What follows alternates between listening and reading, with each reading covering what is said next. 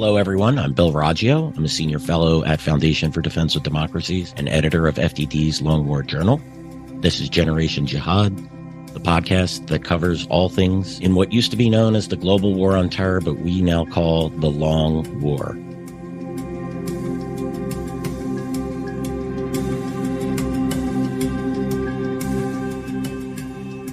Definitely was an interesting weekend in the Israel Hezbollah sphere. So today's guest is David Daoud. David is a senior fellow at Foundation for Defense of Democracies. He's my colleague and friend there. David focuses on Hezbollah, Israel, and Lebanon issues. David, welcome back to Generation Jihad. Always a pleasure. Nice to see you again, Bill. Yes, you as well, David.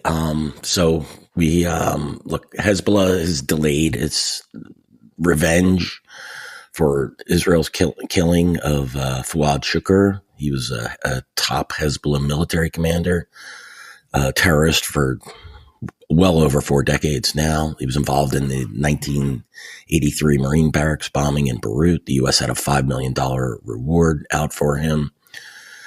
So he was killed, what was it, David, over a month ago? No? He was killed on July 31st, so coming up on a month. Yeah, coming up. But there was no response immediately from Hezbollah. You then, over the weekend, well, David, you tell us what happened here. Hezbollah essentially... they didn't take it on the chin. Obviously, they were biding their time, allowing ceasefire negotiations to run their course. According to Secretary General Hassan Nasrallah yesterday, they were also planning the right time, the right place, and then reports started to emerge over the weekend. There was a report in Yediot Ahronot, main Israeli newspaper, that Hezbollah's patience was running out, and that as they started to see ceasefire talks fizzling, they were going to decide to attack imminently.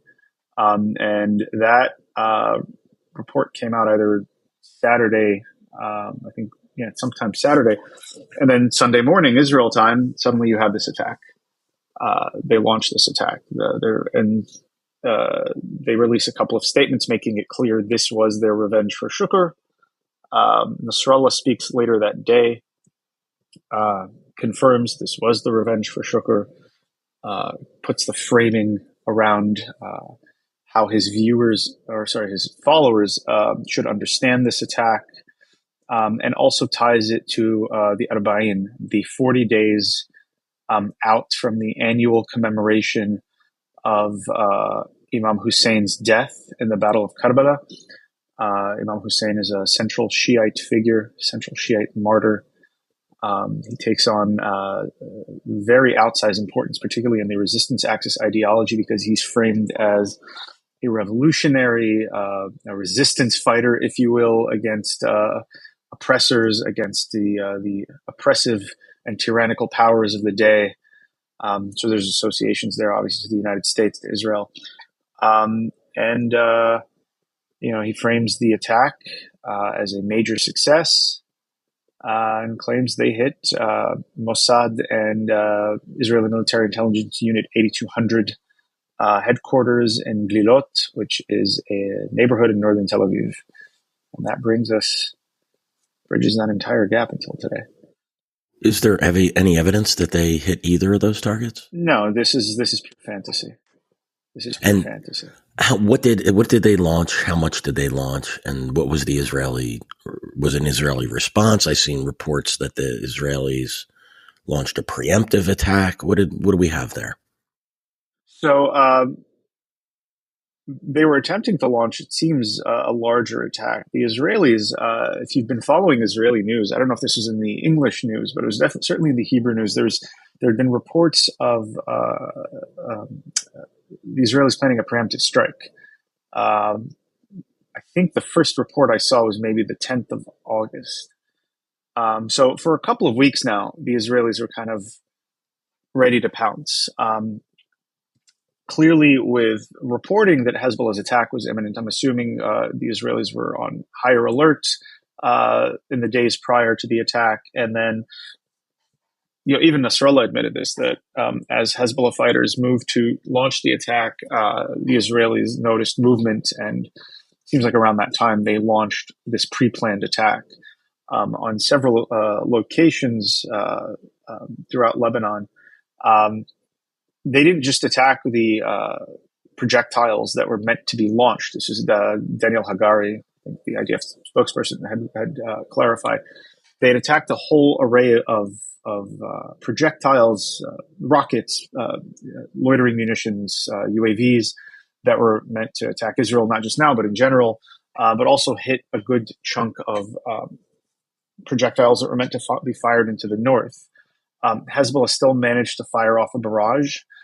They claim, initially they claimed 320. Nasrallah yesterday claimed 340 rockets, an undisclosed number of loitering munitions.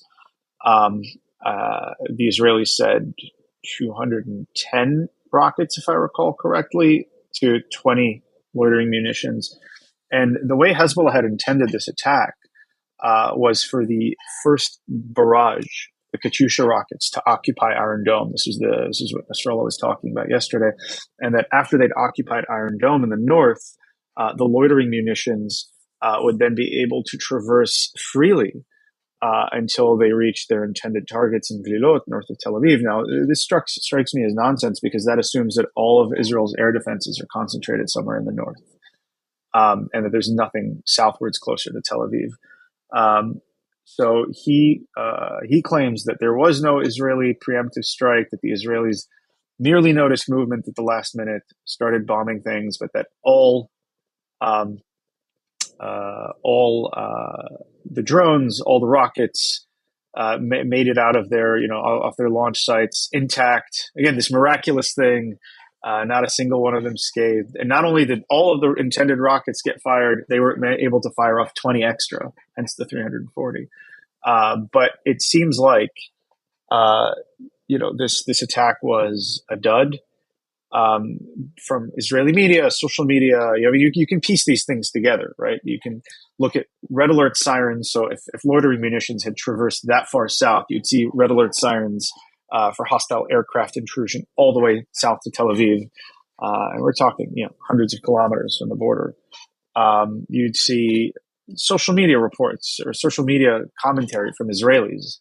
Like there's an Iron Dome interceptor that went astray, essentially. I think it was off the coast of Akko, and killed a soldier, a naval officer in the Israeli Navy. Israelis were reporting this on their phones, right? So if loitering munitions had traversed southwards enough to hit Glilot, I imagine someone would have recorded something. This is complete silence, nothing. This is beyond what the military censor, you could say, well, the Israeli military censor could be censoring this information until a time where it's safe to reveal. That usually lasts 24 hours, something like that. It's not, it's not censorship in the sense we understand, like from North Korea or something. And Israelis are notoriously chatty people. So there's no evidence that Nasrallah's version of events is the true one. On the issue of really quick within Israel and the censorship, does that apply to civilians releasing information on their phones, like you noted? No, this is more so for media, and there's so many ways to get around it. Usually the clever way is to just attribute the information to foreign sources. The joke is the Makot Zarim, right? Anything according to foreign sources, and that's your roundabout. So it's really things that are of a sensitive nature. For example, if a soldier dies on the front line, the IDF will force media to withhold that information until the family is able to be notified prior. So in consideration for the family's feelings. Same thing if like a civilian is killed. But also if a specific sensitive incident occurs, then the IDF will kind of force media to delay it for a specific time. But again, here's all these workarounds. So all these Israeli strikes in Syria, the IDF never confirms, right? The way the media gets around it is just saying, according to foreign sources. Right. So and this happens within the U.S. military, particularly not disclosing names until family's been notified. So it's nothing. Yeah, this isn't anything irregular. Right. Yeah, just people put, here censorship and Israel together, and so I wanted to clarify that. I noticed the attack, they did not use precision guided missiles in this. They did use drones, or as you call them, loiter munitions, but they didn't use their precision guided missiles. They used Katyushas. Is that right? So does that tell you something? Was it because they were incapable of using precision guided missiles, or was it just the plan of attack, or do we not know? I think they wanted to keep this contained. Right? You start using precision-guided missiles, you've escalated matters. Also, the precision-guided missiles are going to be easier to detect. Their launch sites easier to intercept. They're larger, so you'd have either the Air Force could intercept them at the launch site, perhaps in midair, or Israel has David Sling, right? This second tier of its multi-tier missile defense system that's meant to deal with larger missiles. They can't launch them in large enough quantities necessarily, probably at that time, to overwhelm David Sling. And again, you want to keep things contained. This is part of the difficulty for Hezbollah from the outset, that they needed to. They kill these 12 Israeli kids. They know they're getting a painful retaliation. The Israelis do that and then some, right? They kill Fuad Shukr in a manner that, right in the heart of Beirut, right in the heart of Harat Tahrik, in the heart of Hezbollah's South Beirut stronghold. They lure him to his death, apparently, with a cell phone call, right? This is a massive success for Israeli intelligence. And then they claim it, right? Then the IDF puts out a claim and says, we did this. So there's an insult to injury element there. Hezbollah was humiliated. They'd rather have not gone down this entire path, because you kill someone as high-ranking as Shukr in the manner that the Israelis killed him, knocked down a building. I think some civilian casualties were also included. Again, in the heart of Beirut, you've got to retaliate in a manner that's painfully commensurate with the initial Israeli offense, so to speak.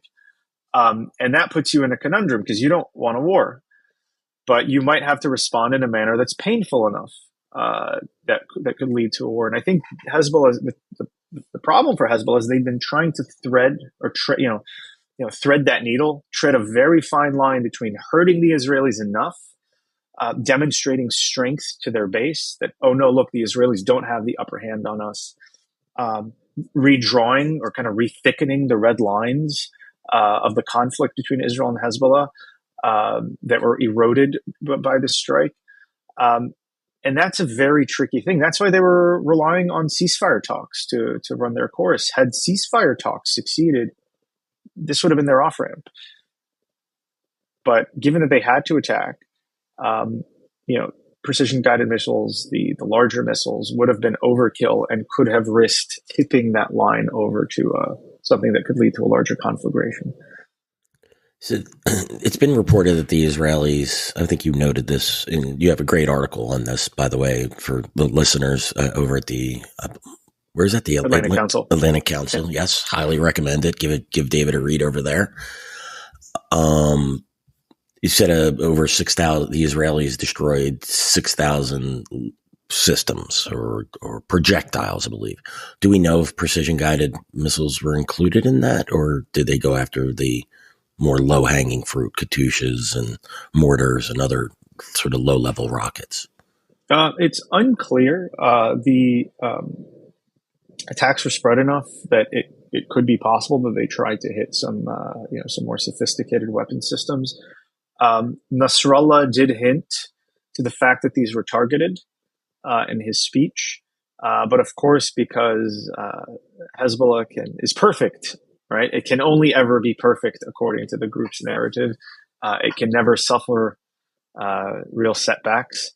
He claimed that all these locations and sites had been cleared days before in anticipation of Hezbollah's attack. Now, I take that with a grain of salt. I'm sure the Israelis hit stuff that was particularly sensitive.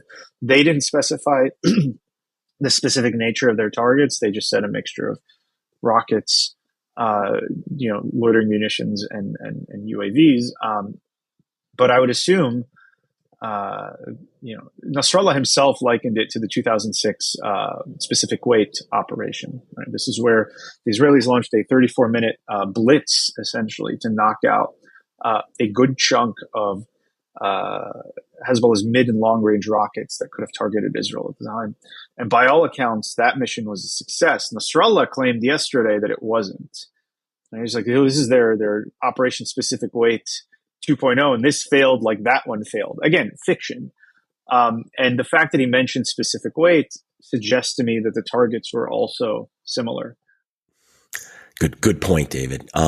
So you had mentioned that Hezbollah doesn't want a full-scale war. I know we've discussed this in the past, but briefly explain why doesn't Hezbollah want to, why is it trying to thread that needle, as you noted, hit hard enough to show that it could, get revenge for Shukr while not instigating a full-scale war? It's certainly not because they've become pacifists or that they've reconciled themselves to Israel's existence or anything like that. They don't want a war now. And that's because, on the one hand, they're dealing with a domestic economic crisis in Lebanon that erupted in October of 2019. And they've been trying to navigate that. And they have done so, masterfully, if you ask me. Given that they were a major contributor, as with all other Lebanese political parties, to Lebanon's economic collapse. Lebanon, since October 2019, again, the economy has bottomed out. The currency has lost almost 100% of its value. This is a country with poor infrastructure, with electricity is scarce. There's been a flight of Lebanese from the country. The economy is not set to recover anytime soon. The West and the Gulf, country's traditional benefactors, have cut off aid and are refusing to reopen aid until genuine and deep-set economic and political reforms take place in Lebanon. These are not going to be forthcoming because Lebanon's political class is not going to send itself to jail.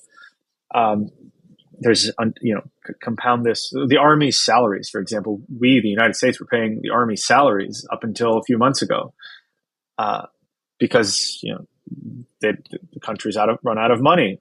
So you have Lebanese Army soldiers are moonlighting as mechanics and other things just to make ends meet. And, the United States and others, I think France was also contributing to their salaries, but, we were giving them $100 a month, which goes a long way in Lebanon today. So compound that with a political crisis. Country's had a presidential vacancy for almost 2 years now. So that, if you're Hezbollah, you don't want to be seen as the guy who's compounding all of that problem with the security conflagration with Israel that is going to bring unprecedented destruction upon the country, from which the country may not recover because no one is going to, certainly not the Gulf states. Can't imagine the West is going to step up and try to foot the bill for a Hezbollah-initiated war. So now you have the average person who was saying, I was starving. My money's worthless. I can't access the rest of my money in Lebanese banks because of these capital controls that had existed. And then you bring all this destruction upon me. And for what? Right? For Palestine, great. I hate Israel as much as the next guy. Can I have my house back? Right. Yeah. Who's going to build that house? Yeah. Exactly. And then there's the broader. Feed my kids? Exactly. And then there's the broader thing, which is that the war that Hezbollah wants to launch against Israel is not its own war alone. It is a collective attack of the resistance axis that would start the process of eroding Israel out of existence, or at least hasten the process of eroding Israel out of existence. But for that to succeed, even Nasrallah yesterday admitted, they have no military parity with the Israelis. What they have, he claimed, is superiority of spirit, and somehow that can, in his mind, that will win the day. But all the pieces on the chessboard, so to speak, on Iran's chessboard, have to be at optimal condition to maximize the chances of success. Now, part of that is the domestic conditions, right? The Iraqi militias in Iraq has to be in a better situation, Yemen, and so forth. But also their individual military capabilities have to be at a point where they can maximize the chance of success. And I think for the resistance axis, if I were reading them, I would say the ideal situation would be for them to conduct this massive war when Iran has a nuclear weapon. And that way it could provide them a nuclear umbrella for their attack. So those two things, both the domestic situation and the readiness of the resistance axis project, are operating in tandem. Hezbollah doesn't want to waste its strength now. They want to preserve as much of it as possible until that future war, where they can maximize chance of really dealing the first mortal blow to the Israelis. So you partially anticipated my next question, and obviously we're not sitting in the decision. We're not sitting in the rooms of the Axis of Resistance with the IRGC. But if the Axis of Resistance wasn't ready to go all in on this war with Israel, why did Hamas execute the October 7th attack? I think there's and look, I completely reject the idea that its allies weren't aware that they were. As do I, David. They had to be aware. Exactly. Yeah, and there's been reporting of that as well. There's been contradictory reporting to be fair, but it's you don't, if you're Hezbollah, for example, you don't join in. The October 7th attack happens. According to Nasrallah, that day, Fuad Shukr starts laying plans for the 10-month war, for the war of attrition. They didn't expect it to be 10 months. And this kind of lends to the idea that they were part of this. They didn't expect it to last this long. They thought this would, they'd have this one time, smash against the Israelis. The Israelis were too divided.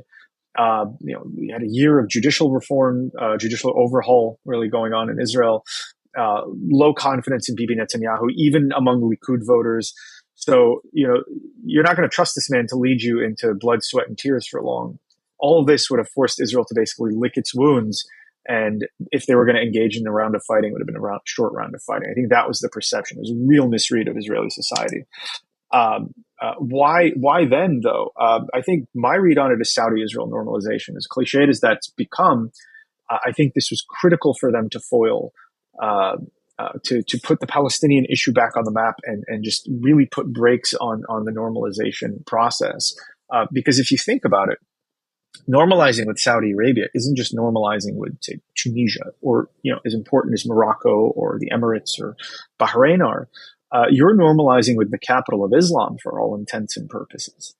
Imagine a situation where this goes through, where Jerusalem and Mecca, for all intents and purposes, are at peace, right? Where the Saudi flag, with the symbol of the Shahada, the declaration of faith of Islam, is flying right next to the Star of David flag. Right? You've essentially started the process of sucking the religious poison out of this conflict, which is a huge element for the resistance axis. And its ability to whip up sentiments that, it's not just the suffering of the Palestinians, it's that, there is a religious element to this.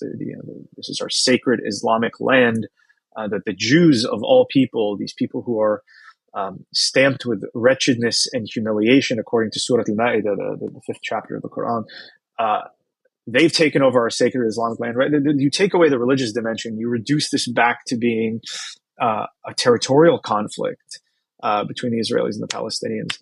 That essentially sets the conflict on a path to liquidation, right?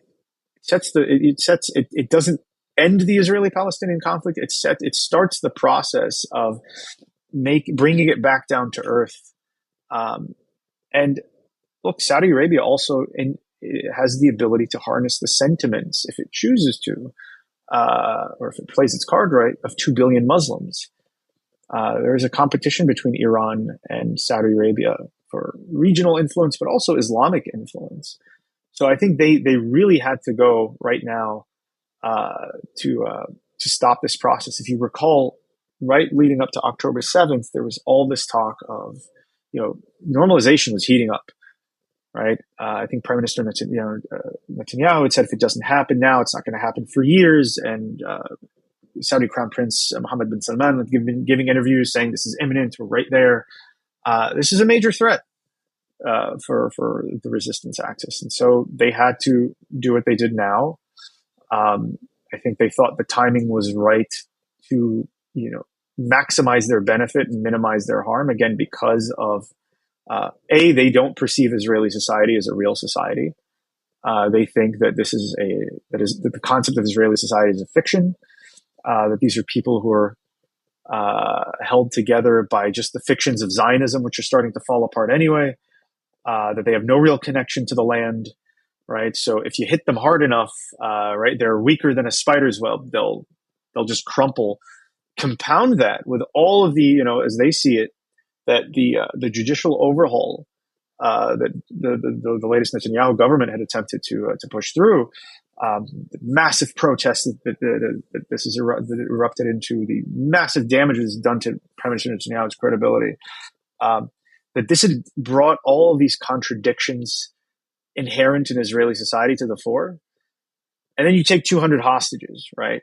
So you compound this problem. So all this society needs is a flick to crumple.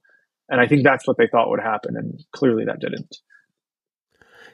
Yeah, David, I concur. The Saudi-Israel relations, the normalization there, the Abraham's Accord, I think that played a big role. I can't help but wonder, too, if Hamas may have achieved on October 7th a level of catastrophic success, that perhaps that operation was far more successful than they ever expected it would have gotten or would have been.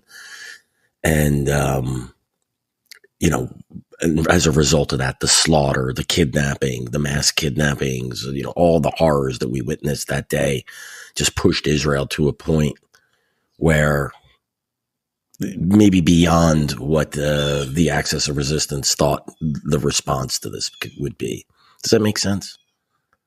I've heard that. I don't know if I don't know if I agree that they overshot. I think that, if we look at the plans, this unfolded exactly as planned. In fact, We've seen other reports that have said that they were thinking of going deeper, but they have achieved a success, right? If on the balance you destroy Hamas, right, or even if ceasefire talks succeed, you don't destroy Hamas, but Israel's legitimacy is irreversibly eroded or damaged considerably. Israel, if Israel comes out of this and it's a Pyrrhic victory, there's damage to its international legitimacy. There's damage to its international relations. More people more countries are recognizing the Palestinian state. The Palestinian issue is again front and center for most of the Arab and Islamic world. The resistance axis is able to use this war to regain some of the legitimacy, at least regain a toehold to begin repairing its damaged credibility in the Arab world after the slaughter that they committed in Syria to save Bashar al-Assad's regime. The Israeli economy takes a hit, which, if we think about Israel's military power, it's intertwined with the strength of the Israeli economy. More universities end up boycotting Israel. Maybe there's research and development relations that are harmed. And this again contributes to Israel's technological edge, which strengthens its economy, but also strengthens its military prowess.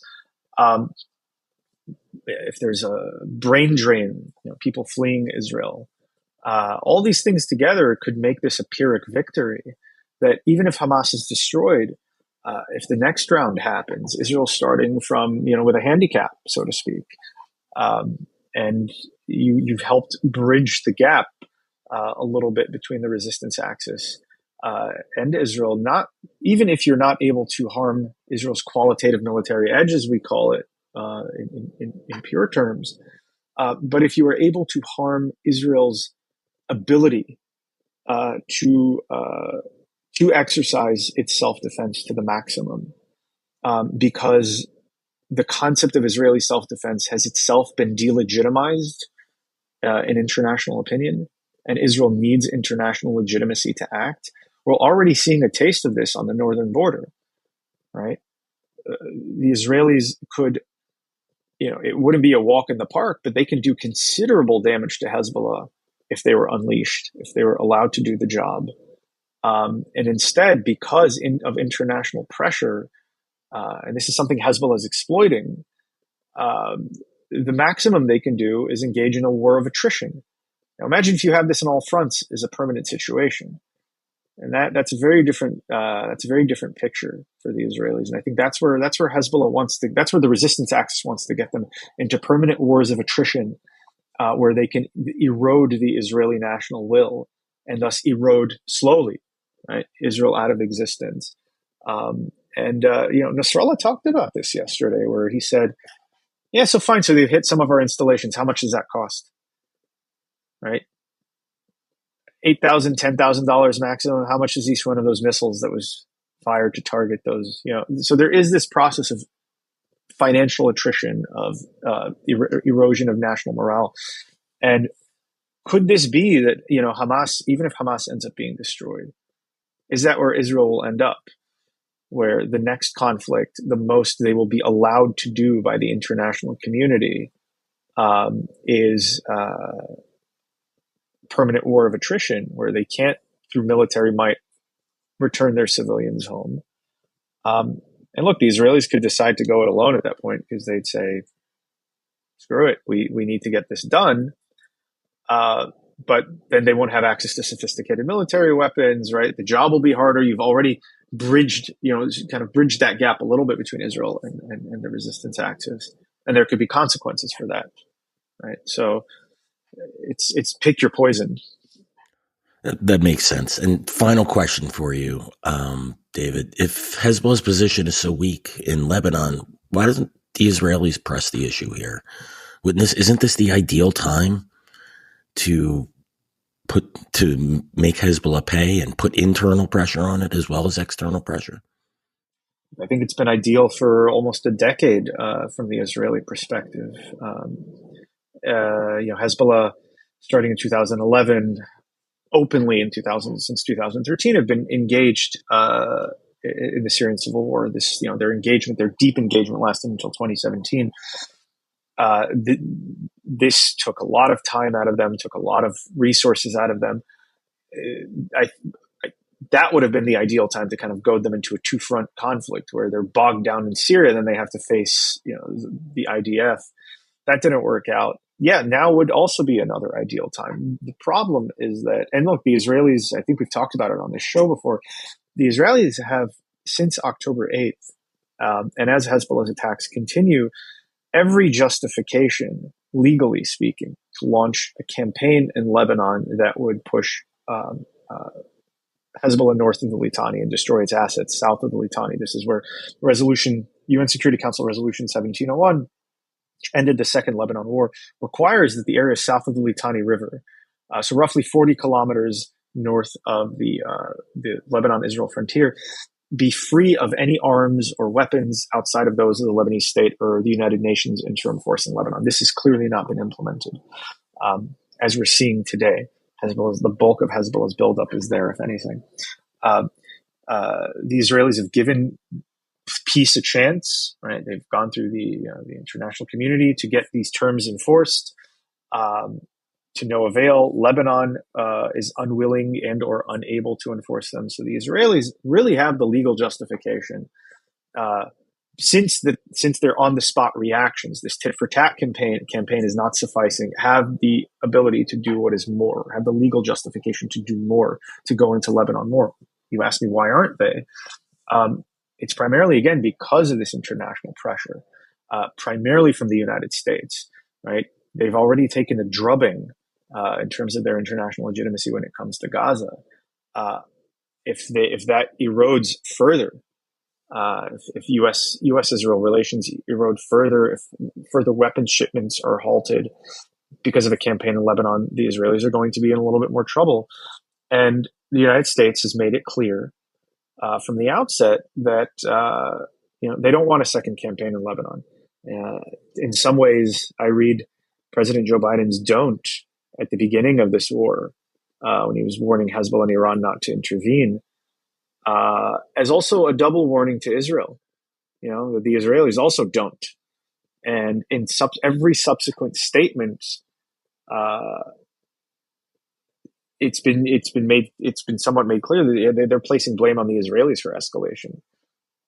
So not so subtly sending the message that hey, we're pulling the chain on Israel. We're really putting some brakes on Israel's freedom of action when it comes to Lebanon. Yeah, I think you're right, David. It's all external pressure. The Israelis, I just feel like at some point they need to throw caution to the wind and do what needs to be done. They did it with, it took a long time, far too long, in my estimation, with the Rafah operation. And I think they need to do the same with Hezbollah. They need to rip this Band-Aid off and get to it. The Israeli public are demanding it. Yesterday, there were angry reactions from the citizens in the north that, why was this massive preemptive operation launched only when it was expected that Tel Aviv was going to be attacked? And what about us in the north? Who were taking shots every day, the new normal, dozens, exactly, handfuls, if not dozens of attacks. It really is an issue. This is the one, the new normal of Hezbollah being able to launch multiple attacks against northern Israel on a daily basis. I'm frankly just shocked the Israeli public has tolerated it this long. The anger is growing. The Israeli citizens in the north feel abandoned. They feel the government doesn't care for them. They're demanding for a solution to the Hezbollah problem, and not one that these are the people who are most interested. They're the ones right in Hezbollah's crosshairs. Not one that restores them to an October 6th style situation where Hezbollah is on the border, where these people have to return to their homes, and then they hear sounds of digging at night. And we know that from 2019, Hezbollah had dug tunnels into northern Israel, or they see Hezbollah operatives on the fence, the border fence, which this isn't a frontier that's miles away. This is sometimes your backyard. Right? This is, you can open your back door, back window, and you might see some Hezbollah fighters. Or, there was a whole campaign of harassment by Hezbollah operatives where they were shining laser pointers into people's homes in northern Israel. All of a sudden, after 10/7, these things are going to take on a much more ominous coloring, right? It's not going to be just, Hezbollah is there and bothering us. It's going to be 10/7 is coming from the north. And let's not forget that the 10/7 plan was made in Lebanon. This is Hezbollah's invasion of the Galilee that they've been talking about since 2011. Yeah, these people aren't going to want to return to their homes to live like that, to live under the shadow of Hezbollah's threat. Yeah, well, look, for the people of Israel, their government needs to step up and do what is necessary. It's not something you or I want to happen, but it's something that must happen. David, thank you so much for joining us today on such short notice as well.